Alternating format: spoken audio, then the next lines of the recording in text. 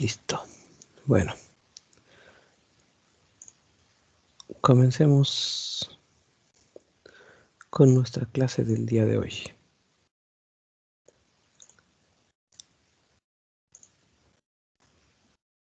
En esta ocasión, bueno, como en todas las ocasiones, la clase será grabada y comenzaremos con una revisión acerca de las actividades que tienen que hacer, el desarrollo del tema y bueno, en vista de que no hay nadie más, no tendremos esa parte de los ejercicios prácticos durante la clase. Sin embargo, sí habrá ejemplos ni para que expongan sus dudas con respecto al tema anterior. Desactivaré entonces mi cámara para que mi señal sea un poquito más estable, pues estoy utilizando dos dispositivos al mismo tiempo.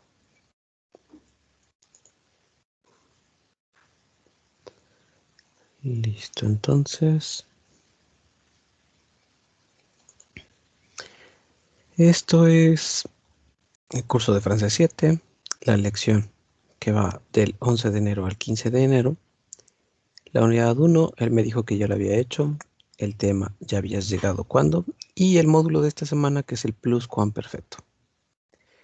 Entonces, pues aquí está la bienvenida. En este enlace voy a subir, una vez que analicen el transcurso de este día, las tareas que enviaron y sus resultados.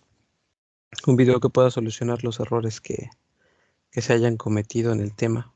De ahí podemos identificar entonces qué es lo que les está causando problema en el análisis pues vaya, a todos. Y entonces en un momento más estaré elaborando ese video. ¿Ok? Aquí tienen entonces un enlace que los puede llevar al tema que nosotros veremos el día de hoy, que es el pluscuamperfecto, el pluscuparfait en francés, como lo ven aquí. Si ustedes quieren cambiar la lengua para que sea completamente francés, la explicación, solamente tienen que cambiar francais.lingolia.com.fr. Inmediatamente se van a la parte en francés y aquí tienen exactamente lo mismo. Es pluscuamperfait, ¿dónde estás? Voilà, el pluscuamperfait. Pero el enlace que yo les di los lleva directamente a la clase en español para que no tengan problema con eso. Ok, donc on va commencer. Donc, quand on parle de l'aula virtuelle, vous savez donc, bon, la semaine dernière, on avait vu le thème qui parlait de l'imparfait. L'imparfait est nécessaire parce que c'est l'imparfait, el copretérito en espagnol. C'est lui qui va nous donner un peu plus d'idées de comment est-ce qu'on construit le plus que parfait. Parce que le plus que parfait, il va employer la conjugaison des verbes avoir ou être à l'imparfait. OK? Et aussi, on va faire un peu, bon, on va utiliser le participe passé. Mais revenons à avoir et être à l'imparfait.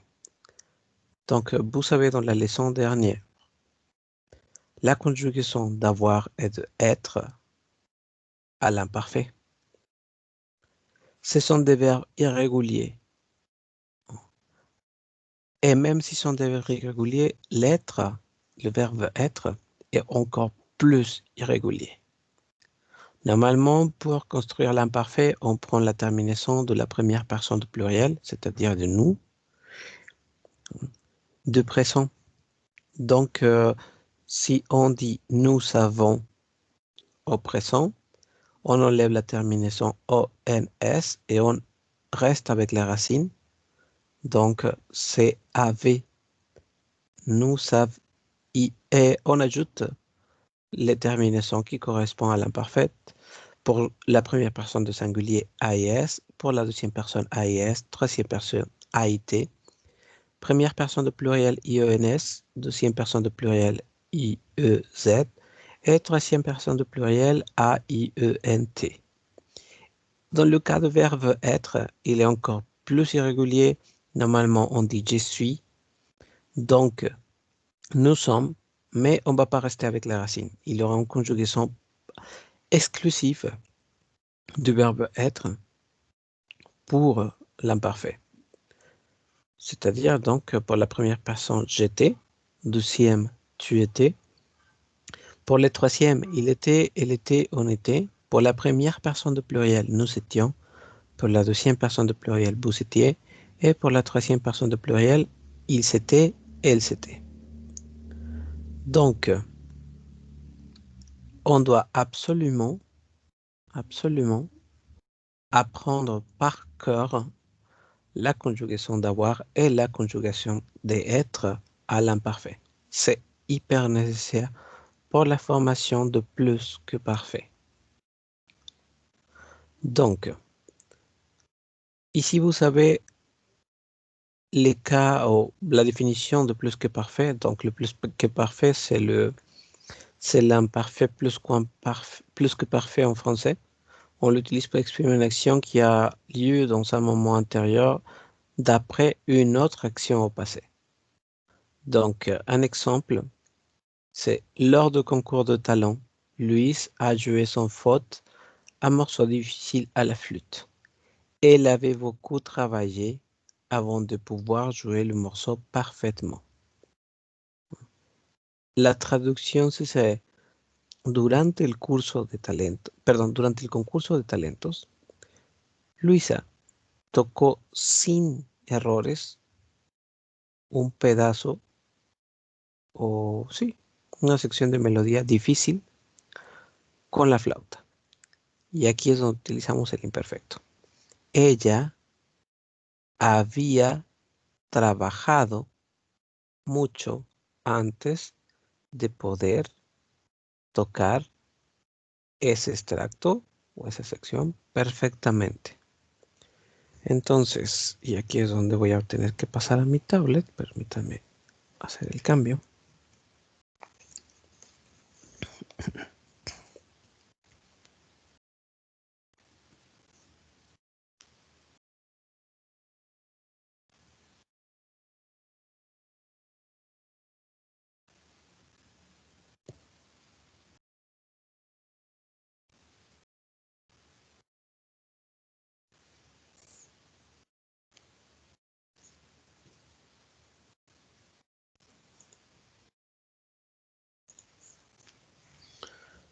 Listo.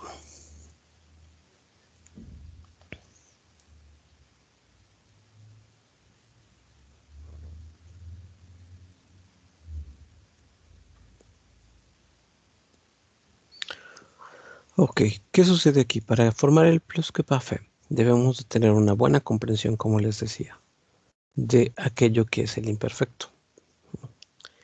Et c'est pour ça que on va faire la traduction donc. Donc, je, tu, il, elle, on, nous, vous, il, elle. Ok, on a les 9 pronoms personnels. Et donc, on avait dit qu'on doit apprendre par cœur la conjugaison tant de verbe avoir comme celle de verbe être.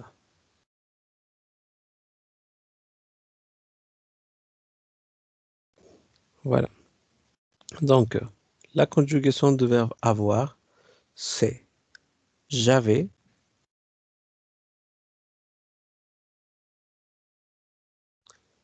tu avais,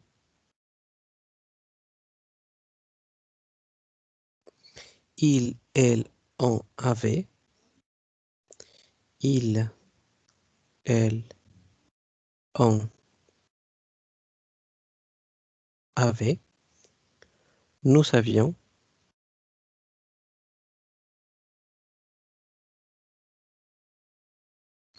vous saviez,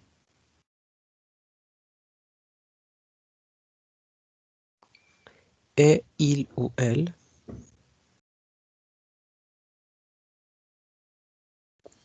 avait. Et pour ce qui est le verbe être, c'est j'étais,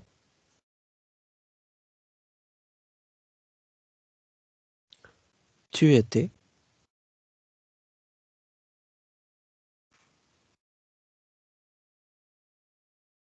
il,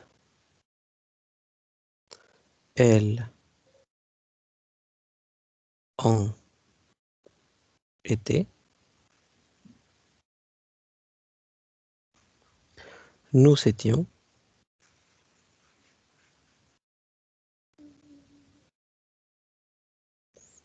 vous étiez,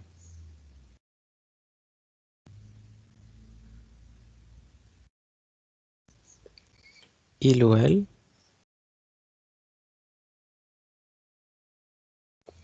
était. Donc, je vous rappelle qu'on doit prendre en compte qu'il y a les terminaisons de l'imparfait. Donc, AIS, AIS, AIT, IONS, IEZ, AIENT. De la même façon, sur le verbe être, AIS, AIS, AIT, IONS, IEZ, AIENT. Donc, ça, tout ça, c'est la conjugaison des verbes être et avoir quand on parle de l'imparfait.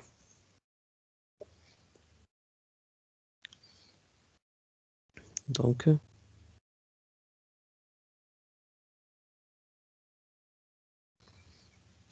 c'est l'imparfait de verbe avoir et l'imparfait de verbe être. Faudrait être conscient donc de qu'est-ce que ça donne en espagnol. On a dit que avoir, ça veut dire haber o tener, être, ser o estar. Quand on parle de l'imparfait, quand on parle de plus que parfait, avait voudra toujours dire había. Et être, estaba o era. Bon, tout dépend. On va prendre seulement comme exemple haber et estar. OK? Donc, ce serait yo había, tú habías, él había, nosotros habíamos, ustedes sabían, ellos o ellos habían. Y cero estar, yo estaba, tú estabas, él estaba, ella estaba, nosotros estábamos, ustedes estaban, ellos estaban. Okay. Insisto, c'est important de apprendre par corps, être et avoir à l'imparfait. Ce sera absolument nécessaire pour la formation de plus que parfait.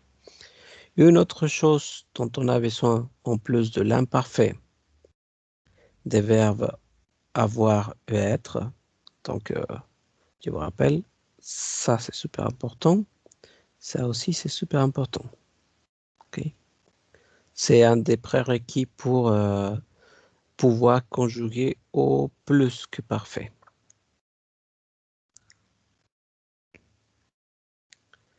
Un autre des besoins, c'est donc le participe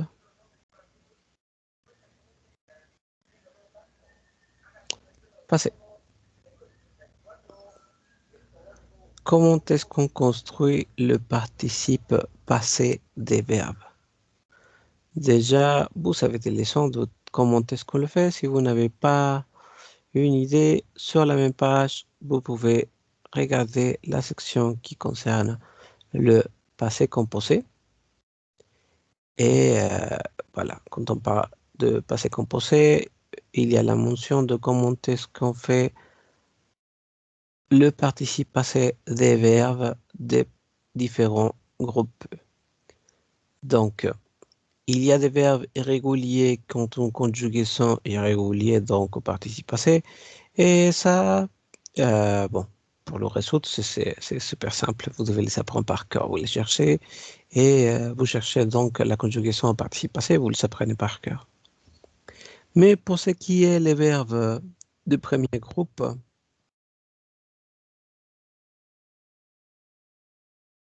les verbes de premier groupe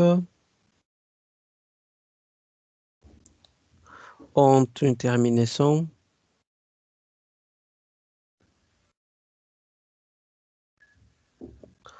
en ER.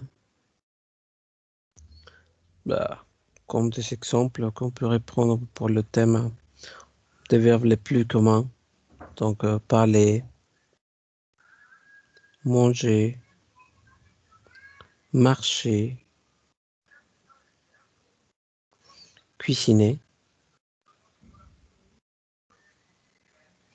Ok, par exemple, ces quatre verbes, comment est-ce qu'on construit le participe passé? Donc, on doit prendre en compte que la terminaison, c'est ER. Les verbes qui se terminent en ER, bon, trouve ça. euh, pas qu'il trouve sa conjugation, pardon. Donc, les verbes qui se terminent en ER se terminent en ER. Donc, la terminaison, c'est ER. C'est si simple, si con que ça, en fait. Et il n'y a pas 10 000 chemins. Donc, on enlève tout d'abord la terminaison. C'est-à-dire que on va voir donc parle et M-A-R-G, M-A-R-C-H et C-U-I-S-I-N. Donc, on a parle, marche, marche, cuisine. On a enlevé la terminaison ER. Et comme ça, on reste avec la racine de ces quatre verbes. Donc, une fois qu'on a la racine de ces quatre verbes, on va ajouter la terminaison qui correspond au participe passé pour les verbes de premier groupe, des verbes à la terminaison ER. Et pour ça, il faut seulement ajouter un E accentué. E accent aigu, E accent aigu, E accent aigu. Donc, maintenant, c'est marqué parler, manger, marcher, cuisiner. C'est la même phonétique que au-dessus. On dit parler, on dit manger, marcher, cuisiner pour les verbes en infinitif. Et pour les verbes au participe passé, on dit parler, manger, marcher et cuisiner. Donc, c'est la même terminaison phonétique, comme si c'était un E accentué. Pour les verbes de deuxième groupe,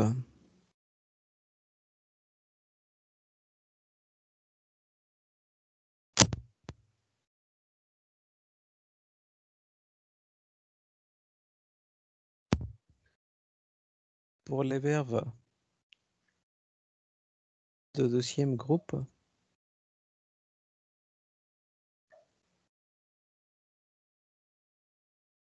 avec la terminaison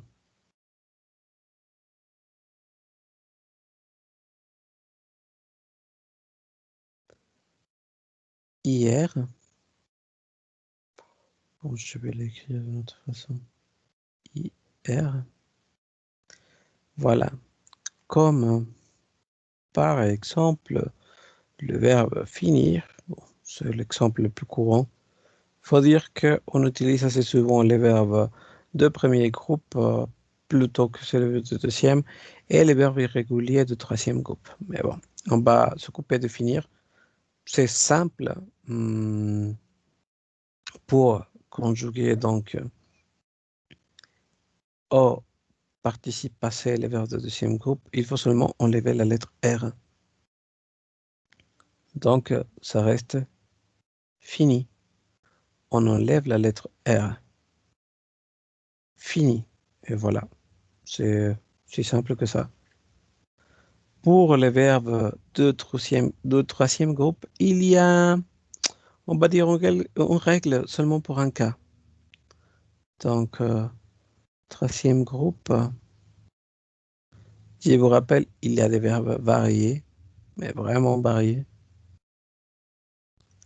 On a même des exceptions ou des règles pour les verbes irréguliers. Donc, la terminaison sont assez souvent RE, OIR. Il y en a qui se terminent en ER. On a qui se terminent en IR. Et sur ça, il y a encore des exceptions, des cas plus particuliers. Donc, prenons un exemple qui a une certaine coïncidence avec une règle. Donc, c'est-à-dire qu'on peut le conjuguer presque de la même façon à chaque fois qu'on trouve cette terminaison. Les verbes qui terminent en DRE,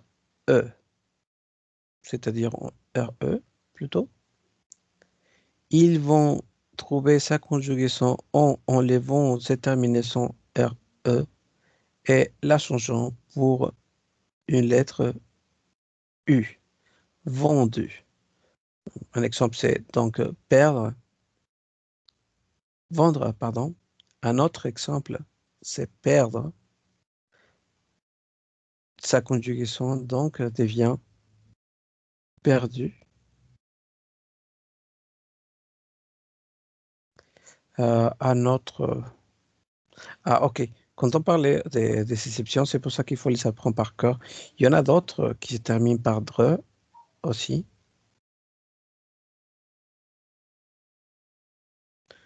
comme par exemple comprendre, même s'il y a la même terminaison RE, le participe passé de celui-là, il est donc irrégulier. Et le participe passé, donc, devient compris.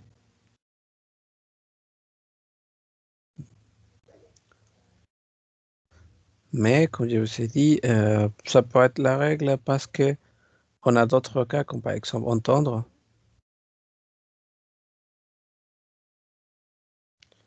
qui suit la règle et qui devient entendu.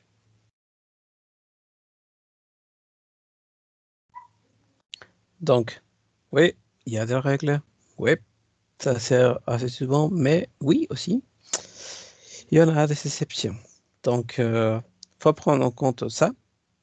Les verbes de premier groupe avec la terminaison ER trouve sa conjugaison en enlevant la terminaison ER et la changeant par un E accentué. Donc, parler, manger, marcher, cuisiner. Les verbes de deuxième groupe terminaison IR trouvent sa conjugaison en enlevant l'OR de la fin et donc ça devient fini. Et pour le troisième groupe, les terminaisons RE, OIR, ER et IR ont des particularités, donc il faut les apprendre par cœur. Il y a des verbes terminaison RE qui normalement prend un U à la fin, comme vendre, perdre et entendre, qui devient vendu, perdu, entendu. Mais aussi, il y a donc des particularités comme comprendre, qui devient compris. Et aussi, pour le participe passé, il faut avoir en compte deux choses principalement. Qu'on a 16 verbes que vous connaissez déjà par cœur, hein, vous les avez pris de mémoire. 16 verbes appelés aussi populairement les verbes de la maison,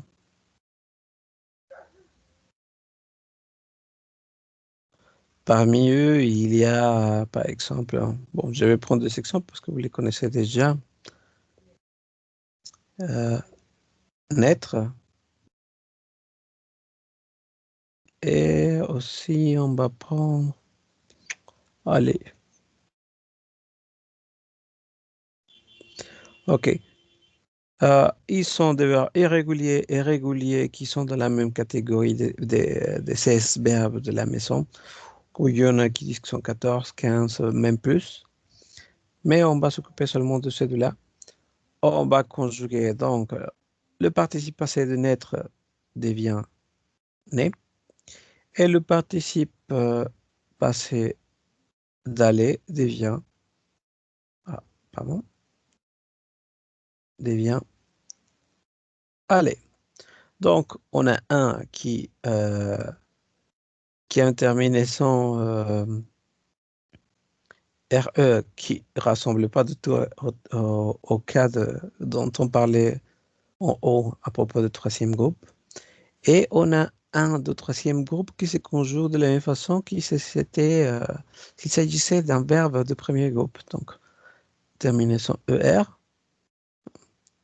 OK, qu'est-ce qui se passe avec ces 16 verbes? Avec ces 16 verbes, il faut faire attention à deux choses en particulier. On doit faire attention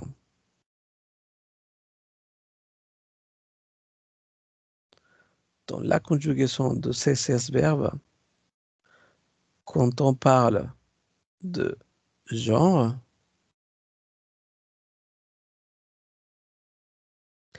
et nombre.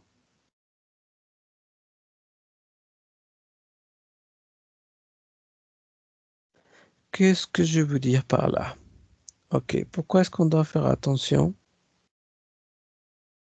au genre et au nombre? Ces 16 verbes, quand on les utilise avec le verbe être, ils sont exclusifs du verbe être. Tout le reste des verbes, premier, deuxième, troisième groupe, tout ça, on va les conjuguer avec avoir. Mais ces 16 verbes sont exclusifs du verbe être. À chaque fois qu'on les conjugue au verbe être, on doit faire attention au genre et attention au nombre. C'est-à-dire que si dans une phrase, je dis je suis allé,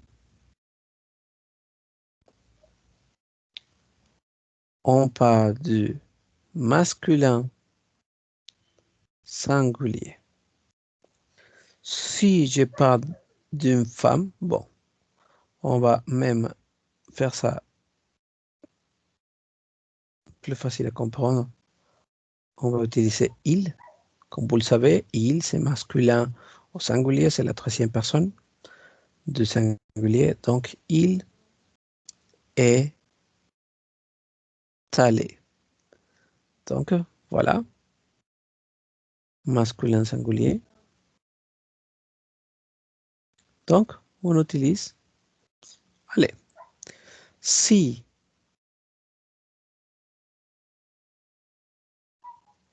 on parle d'une femme, on dit elle est allée. On parle maintenant de féminin singulier.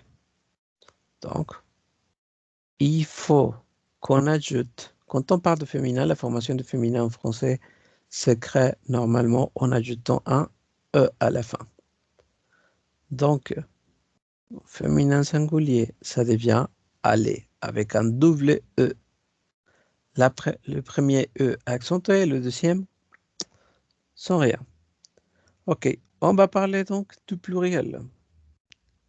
Donc, on va dire ils sont, ils sont.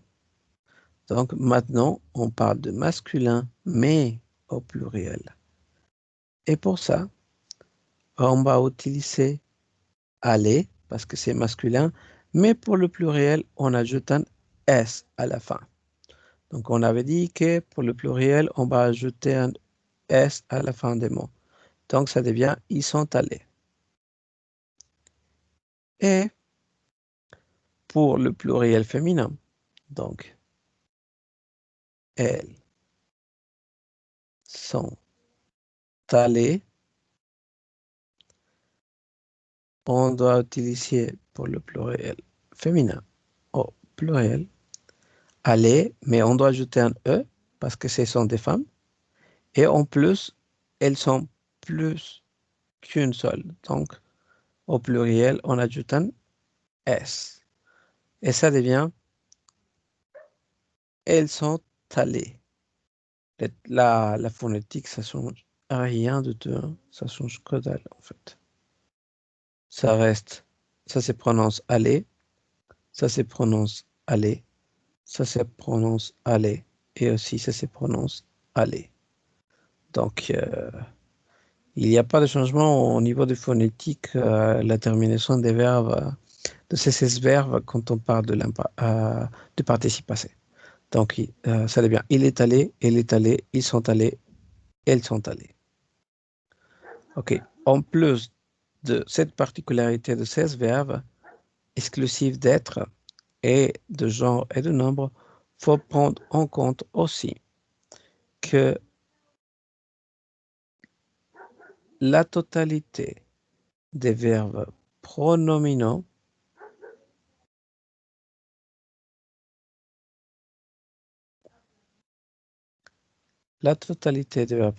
excusez-moi une minute s'il vous plaît.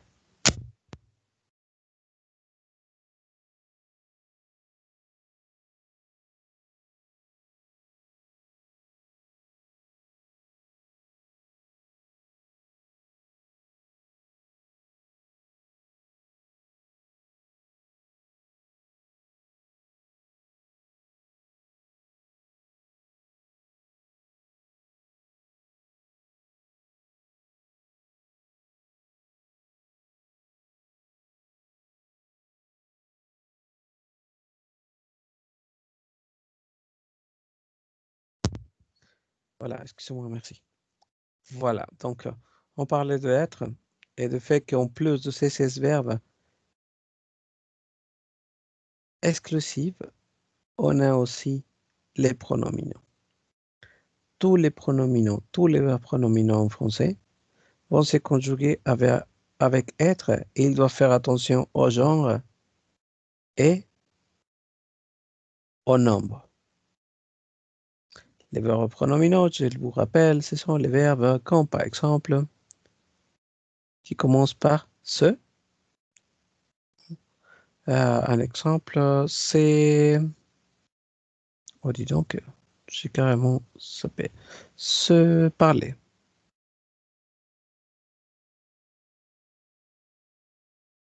Se parler. Quel différent? Complètement différent de parler. Quelle est la différence entre un verbe pronominal et un verbe au présent du subjonctif? Bon, si on le traduit en espagnol, c'est facile. Ici, c'est hablar.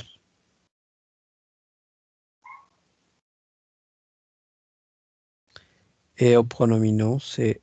Bon, le pronominal, c'est hablarse. Donc, ils vont se conjuguer avec être. Donc,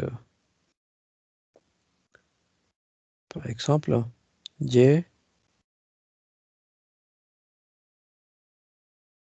me parle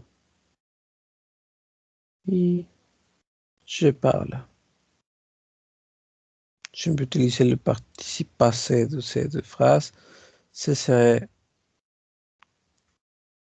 je. Ah, pardon. Au participe passé,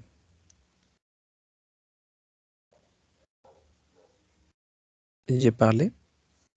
Donc, je vous avais dit, il n'appartient pas aux 16 verbes avec être, bon, le verbe de la maison, ni il s'agit d'un pronominal, donc on utilise l'auxiliaire avoir. Mais quand on parle d'un pronominal, c'est parler. Ça devient je me suis parlé.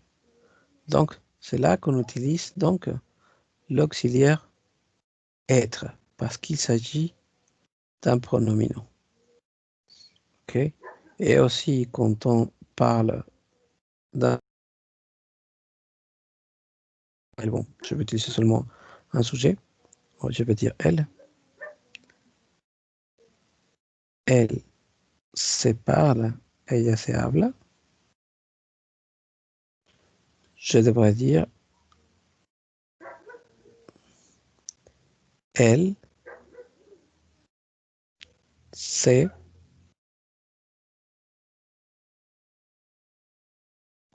parler.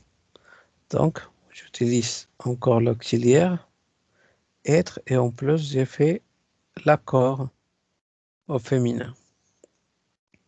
OK.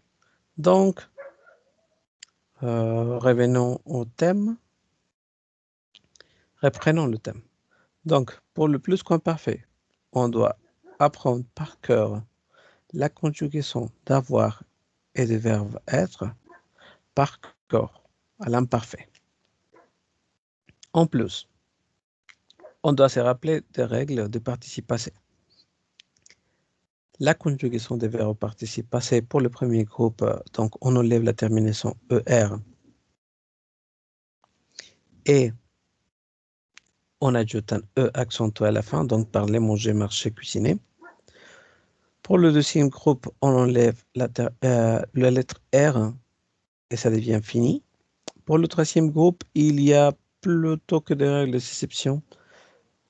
Assez souvent, les verbes qui se terminent par RE, on retrouve son participe passé en ajoutant un U. Donc, vendre, vendu, perdre, perdu, entendre, entendu. Mais on trouve des exceptions qu'on comprend qu'il est bien compris. Il faut prendre en compte aussi qu'il y a 16 verbes qui sont conjugués exclusivement avec être. Deux d'entre eux, c'est naître et aller, qu'il est bien né et aller. À chaque fois qu'on les utilise, on doit faire attention au genre et au nombre, c'est-à-dire qu'il faut prendre en compte s'ils sont pluriels ou singuliers, féminins ou pluriels. Pardon, s'ils sont masculins, singuliers, pluriels ou singuliers. Donc, au singulier, il reste tel que je vous ai enseigné avant.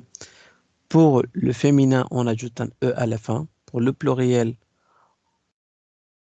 au masculin, on ajoute un S. Et pour le féminin au pluriel, donc il faut se rappeler qu'il faut ajouter un E qui fait part de la formation du féminin et un S à la fin qui fait part donc du pluriel. Qu'en plus, tous les verbes pronominaux, la totalité des verbes pronominaux se conjugue avec être et on doit prendre en compte les mêmes règles de conjugation quand on parle de genre et de nom du sujet.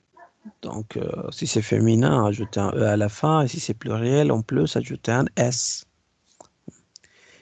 Et ce sont les règles, ou ce sont les éléments nécessaires pour la conjugaison de temps plus que parfait.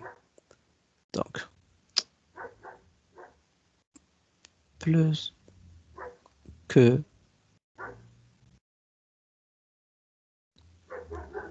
parfait. Ça devient donc le pluscuamperfecto en español. Tiempo más que perfecto para hablar que en pasado. Donc, attendez. OK. Le plus que parfait décrit surtout, que ça devient plus clair, une action. Ah, pardon. Le plus que parfait exprime donc une action passé qui est arrivé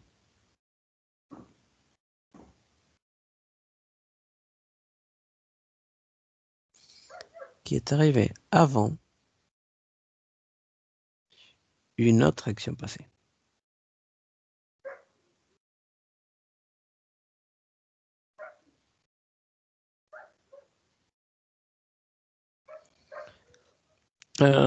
Qu'est-ce que ça veut dire? Ok, je vais vous donner un exemple.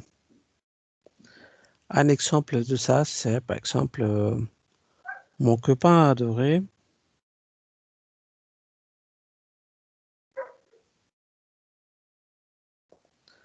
a adoré les poèmes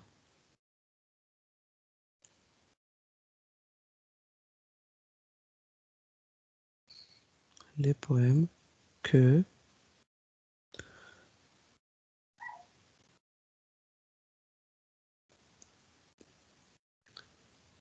j'avais écrits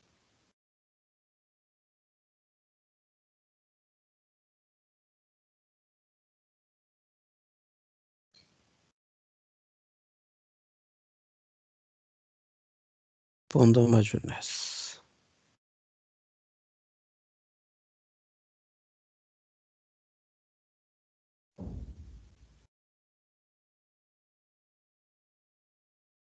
Voilà. Mon copain adorait les poèmes que j'avais écrits pendant ma jeunesse. Donc, on avait parlé d'une action passée qui est arrivée avant une autre action passée. Mi novio adoró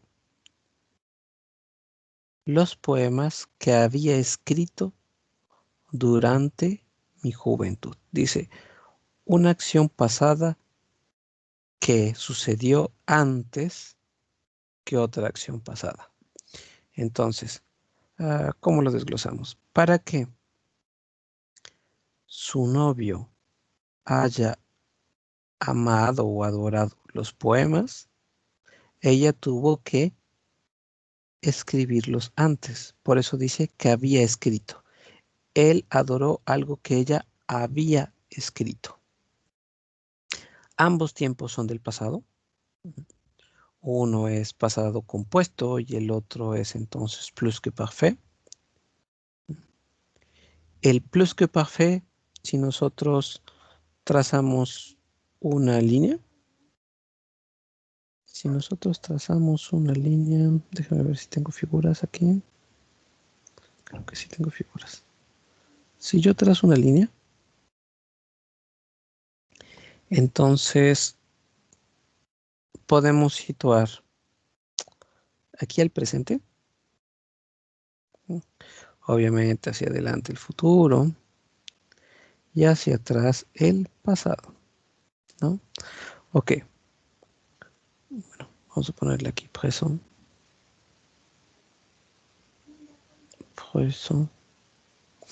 Ok.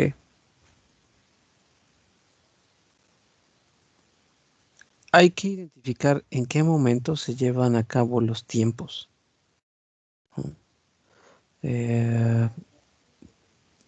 Permítame tantito. De encontrar algo. Listo. Ok. Hay varios tiempos del pasado. Entonces nada más nos vamos a enfocar a estos dos. El participio pasado, perdón, esto que queda como imperfecto.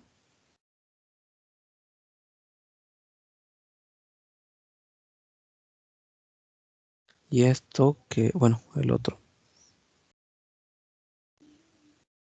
Que es entonces plus que parfait. On va lo poner PQP. On va situer l'imparfait ici. Ici, on va situer l'imparfait.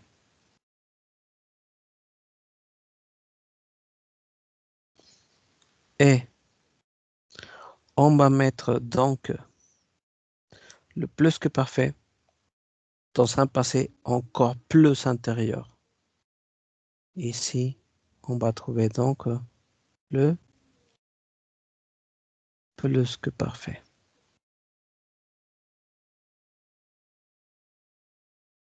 OK. Donc, quand c'est marqué, c'est une action qui est arrivée avant une autre action passée. Donc, dans ces cas, l'action qui a eu occurrence en premier, c'était celle-là, avoir écrit quelque chose. Et après, l'action qui a été donc la deuxième en arrivée, c'était celle-là, quand il s'agissait de l'imparfait. Donc, quand on parle de la formation de l'imparfait, pardon, de plus que parfait,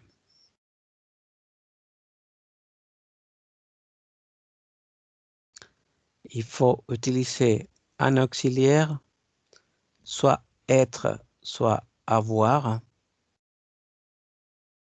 en prenant en compte toutes les règles dont on avait parlé de la formation du participe passé.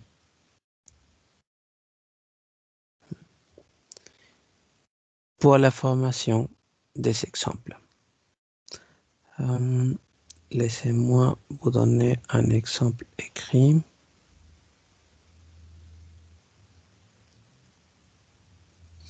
OK, on va prendre donc un exemple au présent.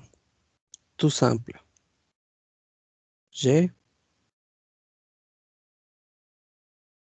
mange une pomme. OK, comment est-ce qu'on fera la conjugaison au participe, au plus que parfait de je mange une pomme? Donc, déjà, il faut identifier le verbe.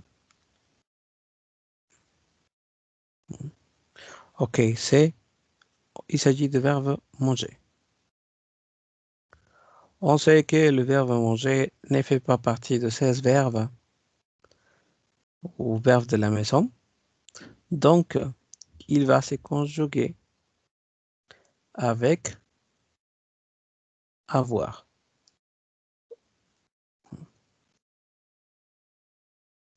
Et ça devient j'avais mangé une pomme. Yo había comido una manzana. À partir d'ici, on peut faire donc l'analyse de comment est-ce qu'on construit le plus que parfait. Le plus que parfait, on va l'appeler formule, la structure, le syntaxe de cette phrase, c'est que le plus que parfait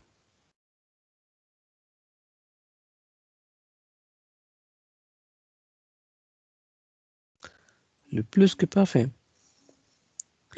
va se former tout d'abord par un pronom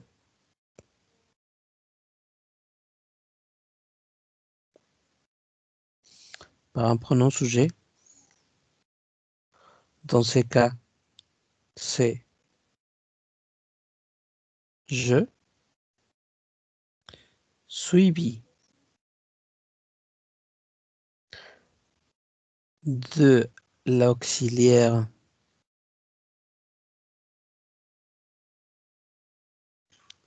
et cet auxiliaire peut être avoir,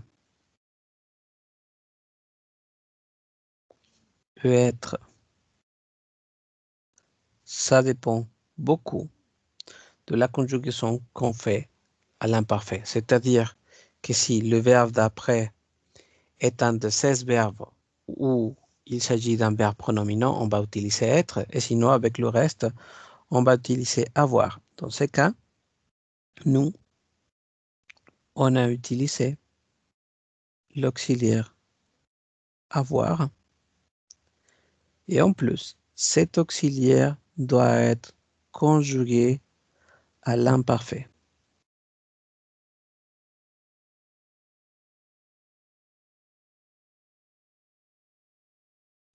Cet auxiliaire doit carrément être conjugué à l'imparfait.